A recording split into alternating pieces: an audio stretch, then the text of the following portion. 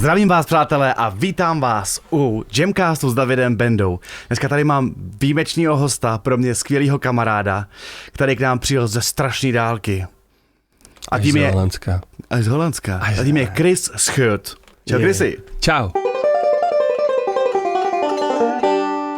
No, Chrisi, tyjo, ty jsi tak pro mě takový člověk, který, když se řekne, hele, umí někdo něco, jako co se týká hudby, ať jsou to hudební nástroje, ať je to prostě produkce hudby, nahrávání, všechno, tak vždycky říkám, hele, zavolejte Chrisovi, kámo.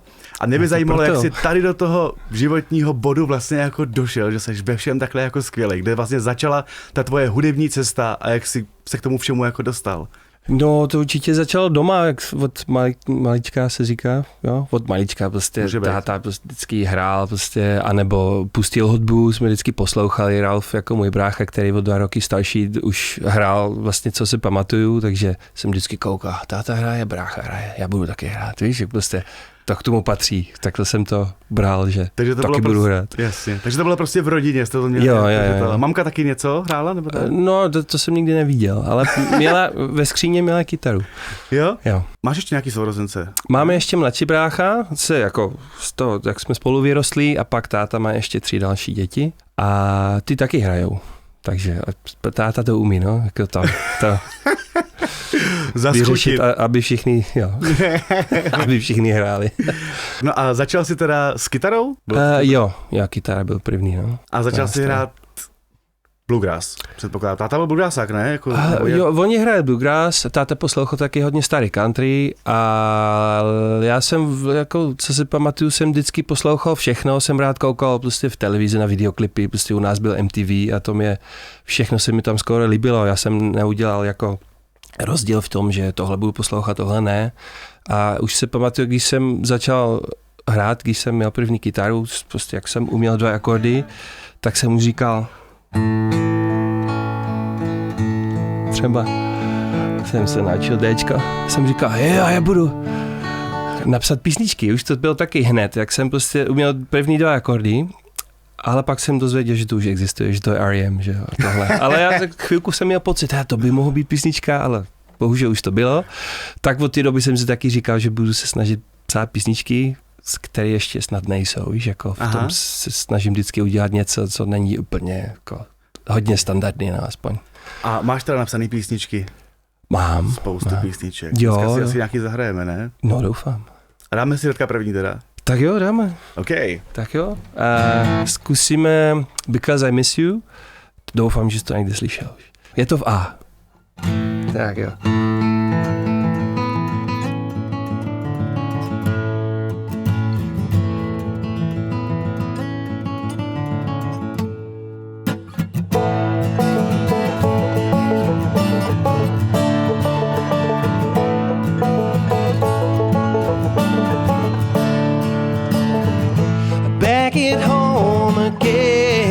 It's cold and rainy, I'm waiting by a phone because I miss my baby. Only 3 weeks more until November. Time is passing slow, feels like forever. I'm just waiting around. Don't let it get me down, yeah, because I miss you, I really miss you.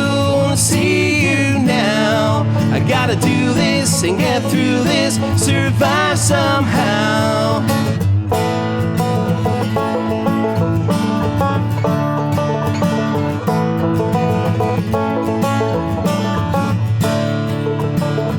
At night I turn around to see her picture.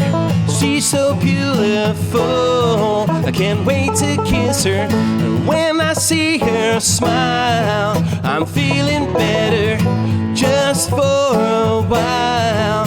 I can't forget her, I'm just wasting around. I won't let it get me down, yeah, because I miss you, I really miss you.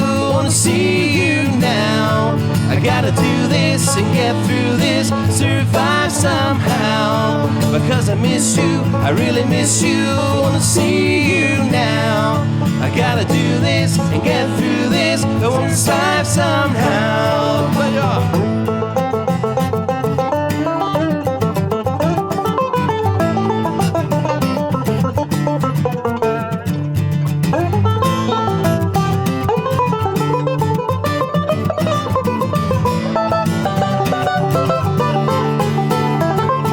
because I miss you, I really miss you. I wanna see you now. I gotta do this and get through this, survive somehow. Because I miss you, I fucking miss you. I wanna see you now. I gotta do this and get through this. I wanna see you now. Yeah. Slyšel. Slyšel, znáš to, pamatuj si to. Tyjo, skvělý kámo, tyjo. Takže tohle je tvoje věc teda. Jo. Jedna z mnoha. Jo. Včera, když jsme se potkali na festivalu, tak jsi mi vyprávěl příběh o tom, jak jsi se dostal vlastně k nějakému jakože zvučení vlastně vůbec, jak jsi vlastně studoval v Holandsku zvukařinu, nebo jako vůbec jako nějaký sound engineering, nebo něco takového. No jak jsem se k tomu dostal? Já jsem vždycky prostě chtěl hrát na tu kytaru a pak psát ty písničky, tak to jsem dělal, jsem měl kapelu a jsme byli ve studiu a stálo to už tenkrát strašně moc peněz, jsme měli 4 písničky, ale vlastně jsme nebyli spokojení se zvukem, tak jsem říkal, já se to naučím, prostě jsem se to doma začal, prostě nejdřív na kasety, že jo, a potom na nějaký multitrack, ale taky ještě furt na kasety, pak do počítači, úplně ty taky levný plastový počítačový mikrofony, ale z toho jsem taky nějak prostě sám se naučil, jak i jako s tím udělat nějaký bratelný zvuky. Takže už jsi pracoval s nějakou ekvalizací a něčím takovým. Jo, taky, ale prostě hodně vyzkoušet, prostě kde to zní nejlepší, prostě ten mikrofon, jako zblízka je to jenom zní zdálka, je to zase tenký, takže prostě najít to místo. Ale to jsem ještě vůbec jako nevěděl, nebo netušil, že budu s tím něco dělat. Já jsem jenom chtěl se to naučit, abych to příště udělal sám, aby to nebyl tak drahý, aby to neznělo tak blbě. No. Ale pak jsem vlastně chtěl hrát a jsem byl na nějaký konzervatoř a tam jsem se úplně nepřipravil. Tam mě poslali domů, že jsem neměl kapelu sebou a taky jsem neuměl číst noty. Víš, mi říkali, co tady děláš? Chci hrát na kytaru, ale to jsem byl trošku jako asi jsem moc chtěl, ale ještě nebyl připravený a potom jsem byl v jiné škole, tam jsem poslal teda ty nahrávky, to byl trošku jiný systém a tam mě pozvali a jsem byl rád, jsem říkal, možná z toho něco bude, že budu hrát prostě, ale tam říkali, hele, my jsme tě pozvali, ale už máme plno, mám už 100 kytaristí a to by úplně neměl cenu, říkali, jako, že ne, že by to bylo špatný, ale říká, že mají prostě plno.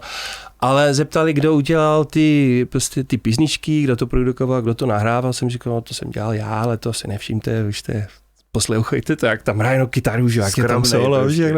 No já jsem chtěl hrát, že? A říkali, jo, to je super, ale takový máme prostě další jako spoustu. Jsem říkal, aha, OK.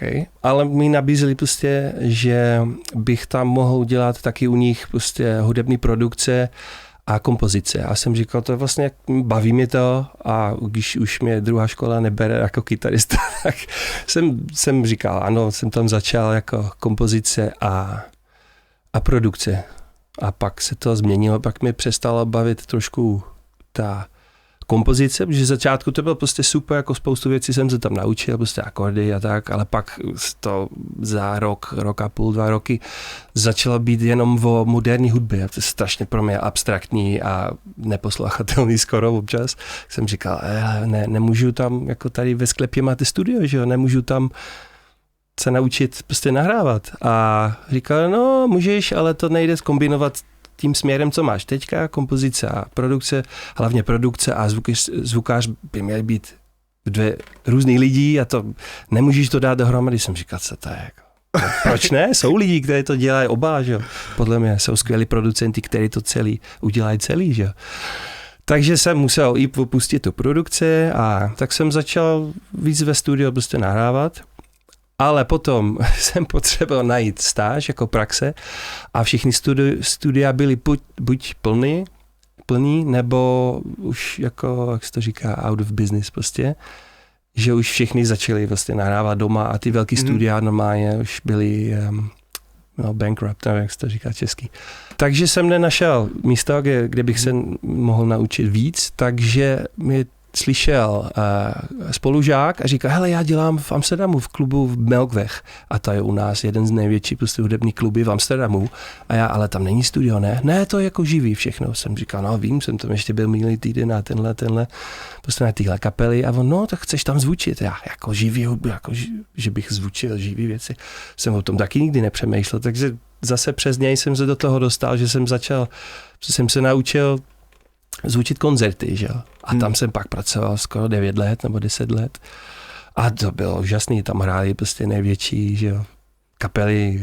Jakože tam jezdili i světový kapely? Jo, hele, první koncert, prostě první pondělí v 9 ráno jsem tam byl a jsem říkal, dobrý den, jsem Chris a dali mi nějaký papíry, tam byl napsaný Buena Vista Social Club, budeme dneska nachystát a za týden tam byl Tom Jones, jo, a za rok tam hrál Willie Nelson spolu s Snoop Dogg a tak prostě světoví všichni a já jsem tam jenom stál, že z začátku, že jsem jenom koukal, jak se to dělá všechno.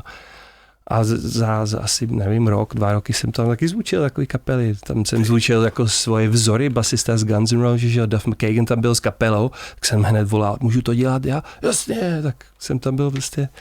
Oni měli jako zvukáři, který to zvučil v sále a já jsem byl s nimi na pódium, jsem dělal monitory a pak prostě to je úžasný, když tě prostě za půl hodiny prostě volá ten Duff, prostě ten basista z Guns N' Roses, Chrissy, dáš mi ještě trošku víc kytary do monitoru a já, on ví, kdo jsem, víš, jako on se pamatoval, jak se jmenuje, tak to bylo úplně úžasný tam, že jo. A tam jsem dělal skoro 10 let, takže spoustu jako krásný zážitky. Tam jsem viděl poprvé prostě kapely, které začaly a které jsou teďka, že jo, nevím, jestli znáš Hailstorm a takový, prostě to je rocková kapela. Jo, jasný. A hrajou skoro každý rok v Praze. Mm-hmm. Ty byli tenkrát prostě úplně neznámí, měli první desku, přijeli jako z Americe hrát a já jsem taky nevěděl, kdo to je, ale začali hrát a já jsem úplně mi spal bradu, že? A jsem říkal, ty jsou strašně dobrý. A teďka hrajou jenom už strašně velký sály, že? Pak ta druhá tráva nemá znít tak, jak zní, když máš za sebou takovýhle komín. No, a k tomu bych se dostal za chvíli. Dáme si nějakou píseň? Dáme. Co třeba Thief? Můžeme. Jsem. Tvoje věc. Ano, přesně. Autorská. Zkusím to v A? Yes. Tak jo, aby jsme věděli. Tak jo, začnu. I'm a thief, I'm a stealer of hearts and kisses, and I believe that I never ever left a witness. I don't mind if you don't mind, I'm just out to please. Come on girl, spend the night with me.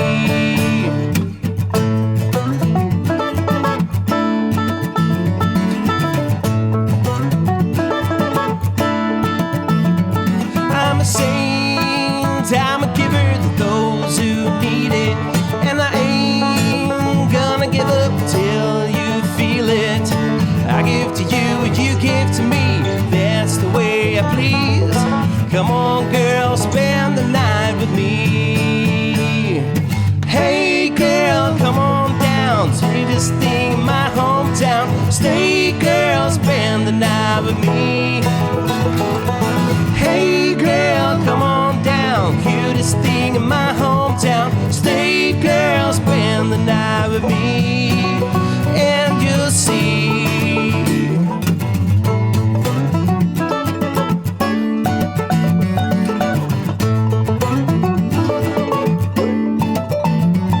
I'm a man, and I know I may not be perfect. Do what I can to make sure that I am worth it. I give to you what you give to me, that's the way I please. Come on girl, spend the night with me. Hey girl, come on down, cutest thing in my hometown. Stay girl, spend the night with me.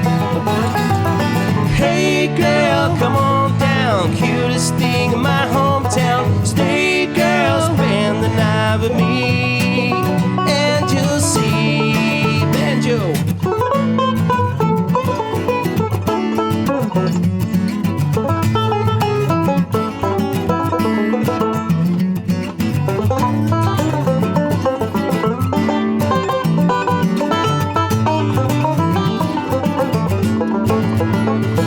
Oh, I give to you what to me, that's the way I please. Come on, girl, spend the night with me. Hey, girl, come on down, cutest thing in my hometown. Stay, girl, spend the night with me. Hey, girl, come on down, cutest thing in my hometown. Stay, girl, spend the night with me, and you'll see. Tak ono, super. Dobrý, ty jo. Krásný. No parádní. No tak řekli si, my jsme se dostali k tomu, co bylo vlastně všechno v Holandsku, co jsi tam prožil, jak jsi začal s muzikou No, a co jsi vlastně vystudoval a takhle. No a jaký byl tvoje rozhodnutí, jak jste se dostal jako do České republiky, kde se to v tobě jako vzalo, že jsi řekl najednou, hej, no, tak Čech. brácha zmizel už před 20 let, víc než 20 let, taky se rozhodl, že se stěhuje do Čech, že? Protože on s tátou hráli hlavně bluegrass a tady je to, jak asi všichni víte, velký, že jo, bluegrass, každý to zná, jsou spoustu kapely, festivaly a to v Holandsku vůbec nebylo, tam jsou, nevím, 3 kapely, možná dneska trošku víc, ale možná 5. A asi 2 festivaly a to je všechno v celé Holandsku a tam žijou prostě 2krát víc lidí než tady, ale fakt máš jenom ty prostě pár kapely a 2 festivaly, takže když Ralf, jako můj brácha tady to viděl a jak hrajou tu muzikanti tady, že jo, český muzikanti bluegrass, brácha říká, hele, já tam musím být, tak on prostě dodělal školu a v 19 se odstěhoval. A to mě bylo 17, to jsem říkal, asi dobře, no. Tak jo, tak to zkus. A pak chvilku jsme se moc neviděli, protože mě bylo ještě 17 a jsem ještě jako sám moc nejezdil nikam, ale pak, když jsem byl trošku starší, nevím, tak 19, 20, 21, jsem začal jezdit za bráchou prostě a on mě vzal na všechny festivaly a já jsem říkal, no tady je to vlastně jako pěkný a líbí se mi tady a každý rok jsem byl u něj a pak jsem byl z moje kapela Holy Water, taky brácha nejdřív domluvil tady nějaký hraní v hospodě a každý rok z toho byly víc hraní a víc a pak festivaly a takže jsem už začal uvažovat vlastně jako, jestli to tady není jako větší sranda než u nás, protože v Holandsku začal být jako populární elektronická hudba. A i v práci jsem poznal, že jezdí míň kapely z Americe a víc DJe a jsem říkal, to mě tolik úplně nebaví už. Takže jsem už tak nějak se tady koukal, jako jestli by se jako dálo tady prostě hrát a mít kapelu tady, že jo, takový myšlenky jsem už měl, ale furt jsem ještě nevěděl, jestli to je jako úplně nejlepší nápad, to prostě takhle, víš, jako rozhodnout, ale jak brácha potom slavil narozeniny, jako 30. Tam byla taková slečná, co... Takže je tam ženská zase. Přesně tak.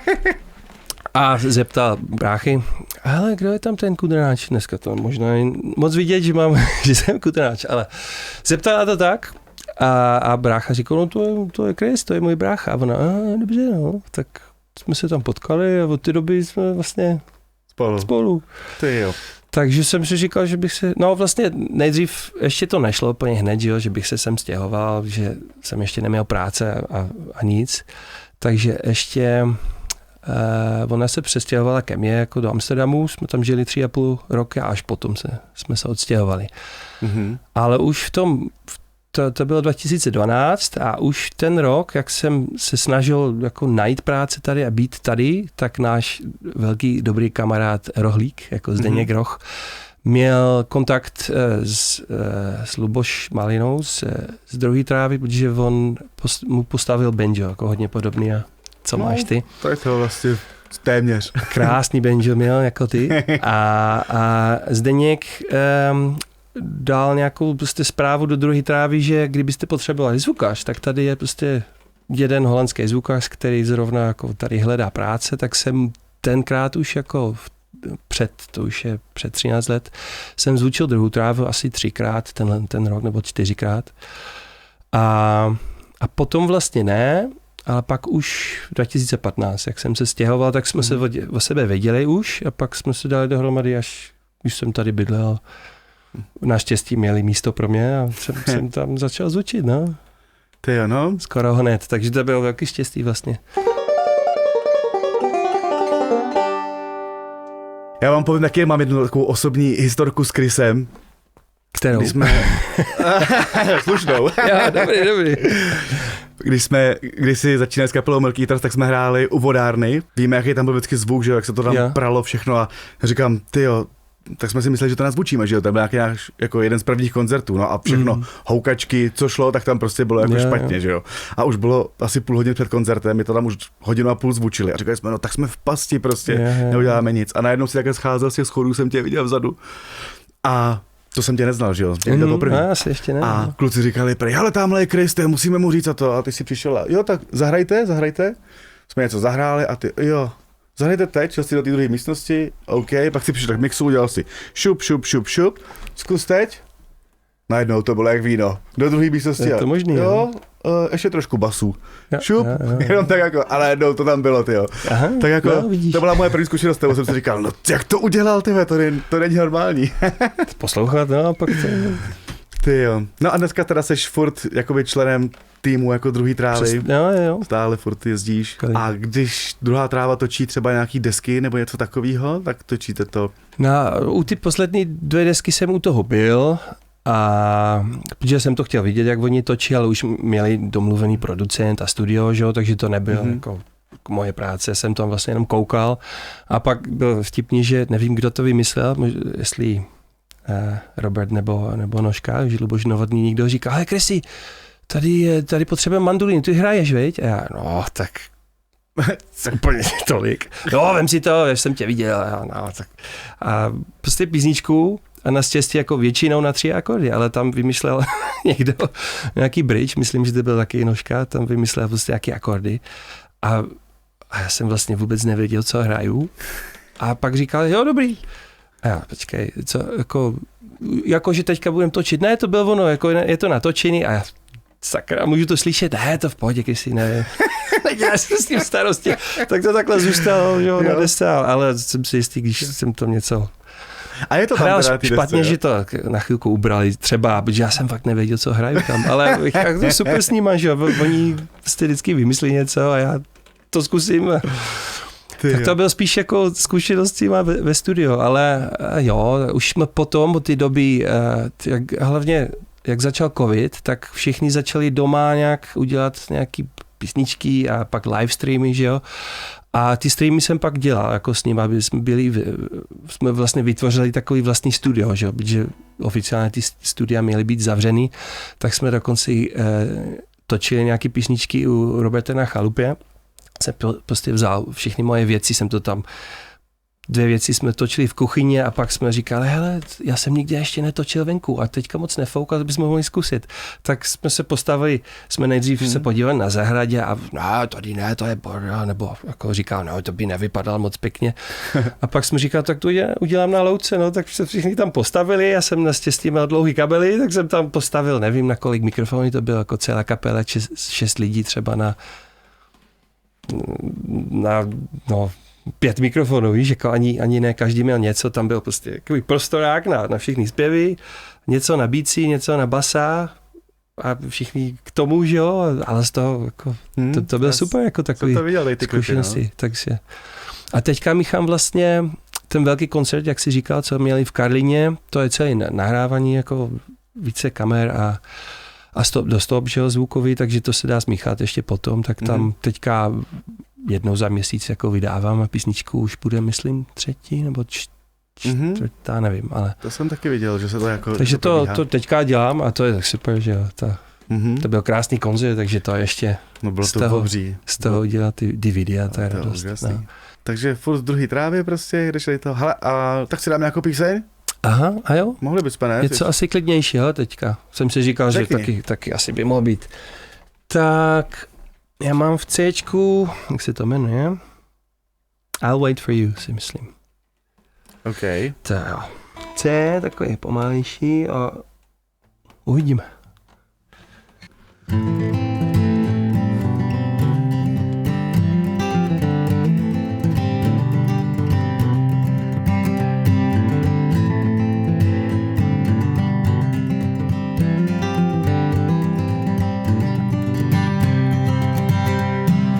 Life is strange, world around you has changed.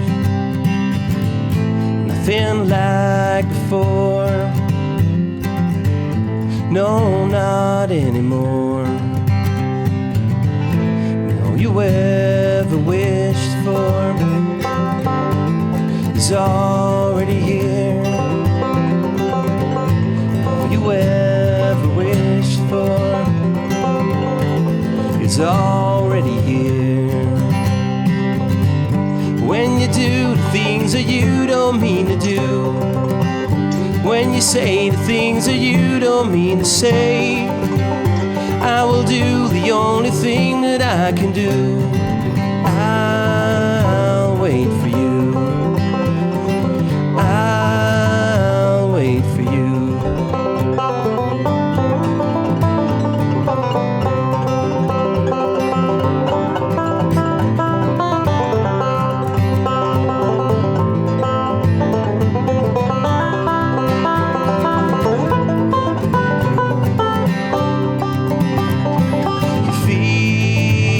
Fall apart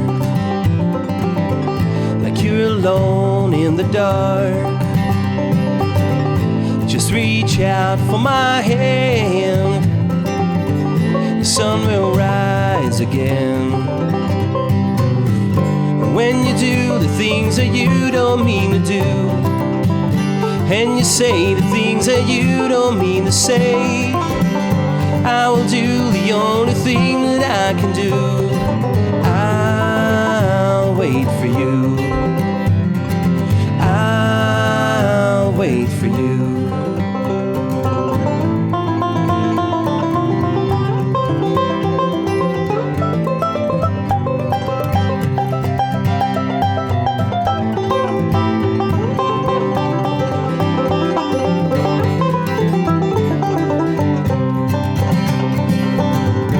When you do the things that you don't mean to do, and you say the things that you don't mean to say, I will do the only thing that I can do.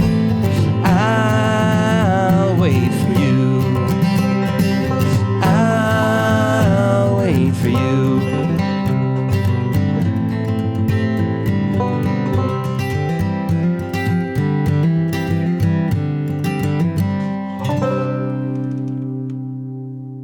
To byl zajímavý konec. Ani neplánoval, nevím, jestli to vadí. No, to uvidíme. Jo. Ale je to jamovačka. Přesně, tak. Přesně. Nevadí, to nevadí. A víš, jak to vždycky říkáš? Jak chcete, můžete. Tohle to byla Chrisova oblíbená hláška, když jsme u něj točili z Milky Guitars Vědesky ve studiu, tak jsme říkali, Chrisy, co myslíš, máme to dát ještě jednou? Jak chcete, můžete.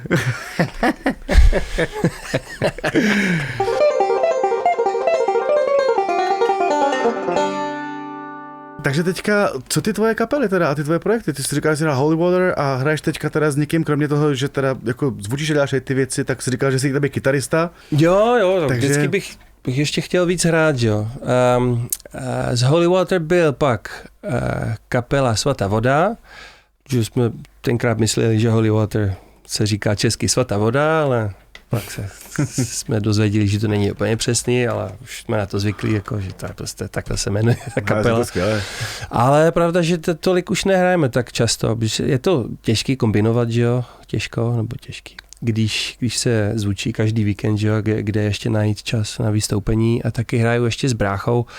Máme kapela G-Runs and Roses, co hrajeme jako docela, teďka jsme byli v létě ve Švédsku, v Německu a ve Francii, v La Roche jsme byli s G-Rani, to bylo úplně super. A ještě máme s bráchou kapela Rustic Robots, ale to fakt hrajeme jako párkrát za rok taky. Mm-hmm. Takže nějak bych to chtěl vymyslet, abych občas hrál víc. No. Já jsem prostě rád, když můžu někde hrát, když je nějaký volný prostě pátek, sobota, nebo i klidně v týdně, to je jedno. Ty tady dneska máš vlastně akustickou kytaru s sebou, jo. Ale jinak, jako já vím, že ty umíš hrát vlastně téměř na všechno, včetně vlastně mandoliny, jsem se teďka dozvěděl před chvíli. Jo, tak já jsem vlastně doma, že od táty dostal do ruky všechny bluegrassové nástroje. Já jsem rok hrál na husle a já jsem taky na banjo hrál a taky rok, víš, jako, že to tam nečekají nic jako zajímavého, ale... Kámo, ale zkusil jsem to. Napadá mě jako podcastový challenge nějaký, podcastová challenge. Já jenom se na to podívám, co se toho pamatuju. Já Jsi prstej? nevím, jestli to bude lepší. Tak první a poslední pokus. Takže přátelé. Já ani nevím, co budu hrát, a prostě co vyleze, co z toho vyleze. Já jsem na to sám zvědavý. Tak Chrissy, kámo, jako, jestli teďka zahraješ něco Já prostě začnu a nevím, co to bude.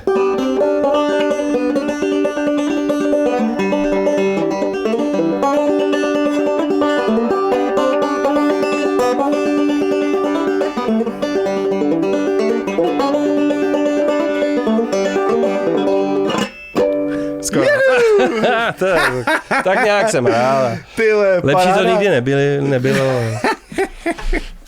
Ty no vidíš to, takže dneska jsem se dozvěděl, že hraješ na mandolínu, ty jsi mi předvedl, že hraješ vlastně na banjo. Housle vůbec nechce slyšet, jsem přestal kvůli tomu, že mě to sám vadilo, prostě, že tady mám ty housle a že to ladění, víš, ta levá ruka mi strašně vadilo. Spoustu lidí říká, ta pravá, to je strašný, víš, ten šmitec. Jo. A já jsem říkal, mě vadil víc ta levá ruka, že prostě, že mi to strašně táhal za uši ten zvuk, jak je to prostě blízké a docela hlasitý, že jo, housle. Jako, jsem říkal, sorry, tady jsem mu vrátil ty housle, na to už nebudu hrát. A to je tak všechno. Dobro neumím a to je všechno. Kontrabas, no, to jsem začal vlastně hrát na basu, protože brácha a táta hráli prostě na ty kytary. A já jsem říkal, no, tak a táta vlastně říká, hele, když chceš hrát s námi v kapele, tak jeden z prostě ty ostatní.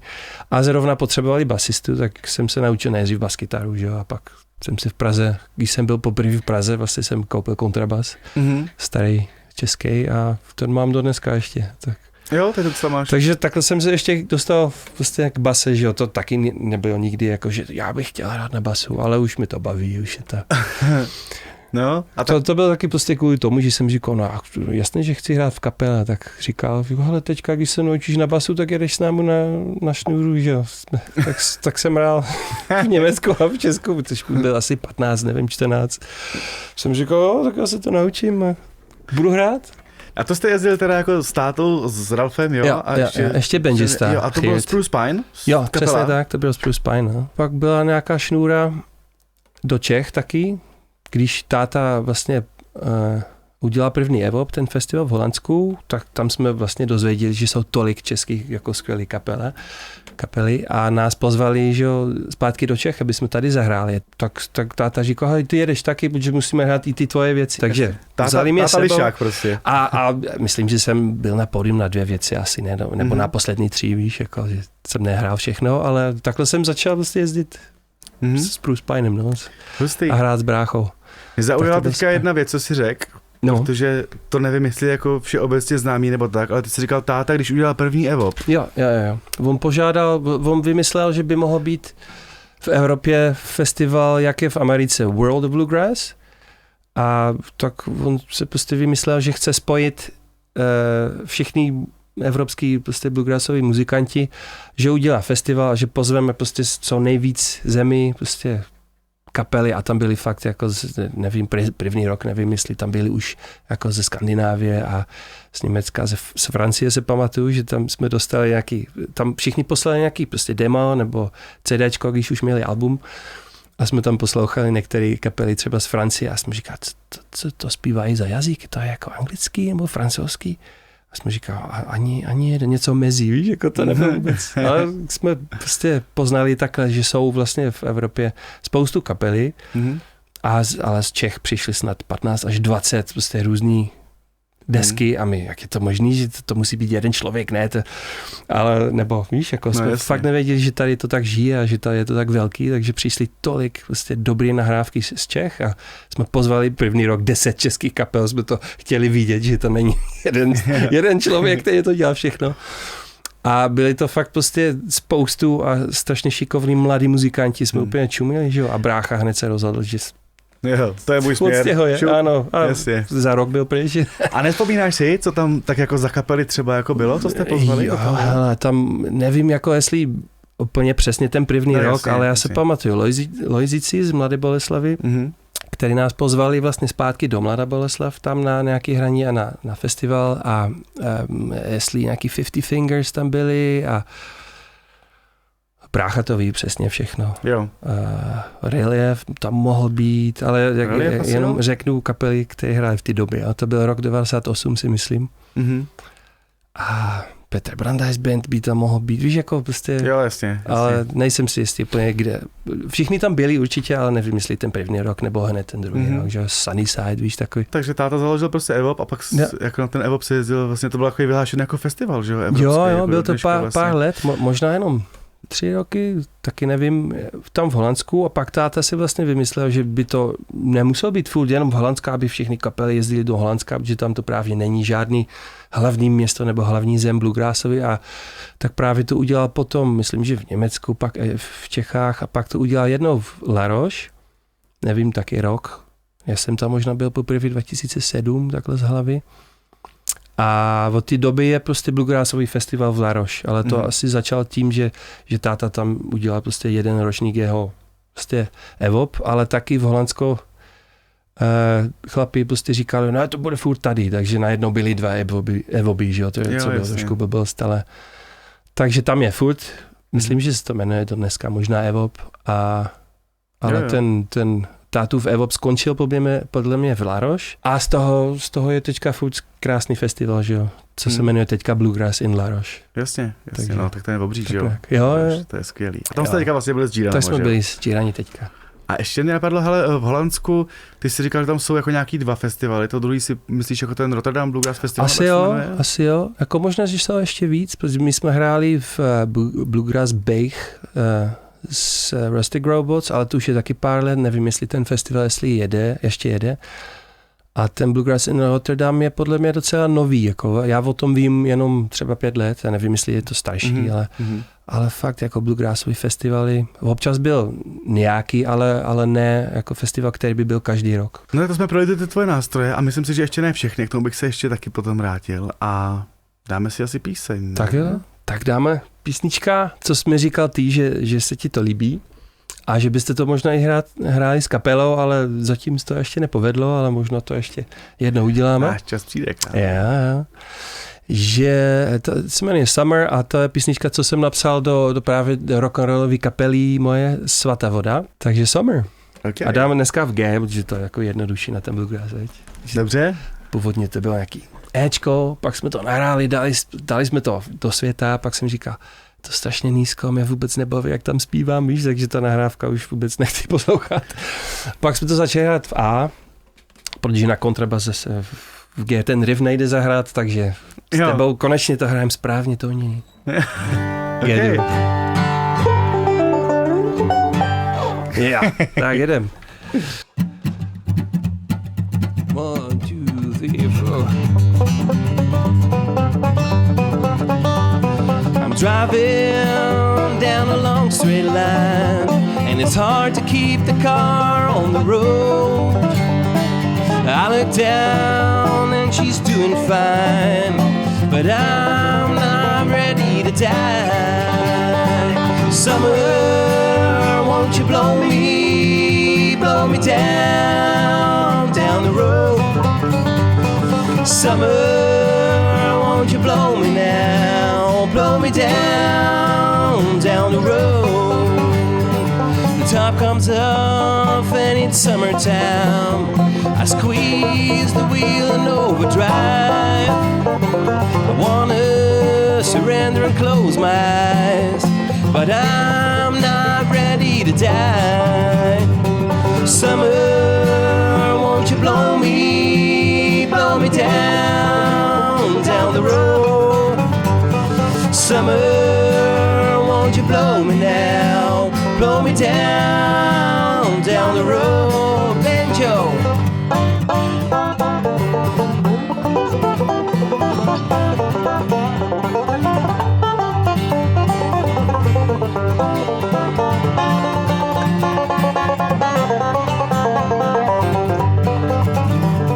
Summer says she needs a drink.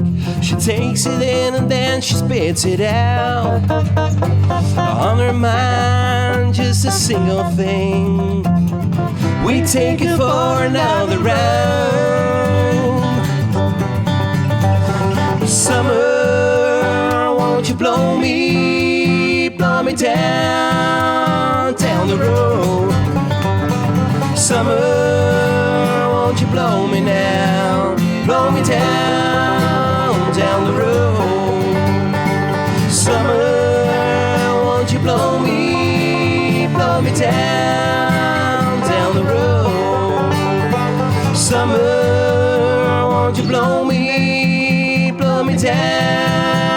down the road.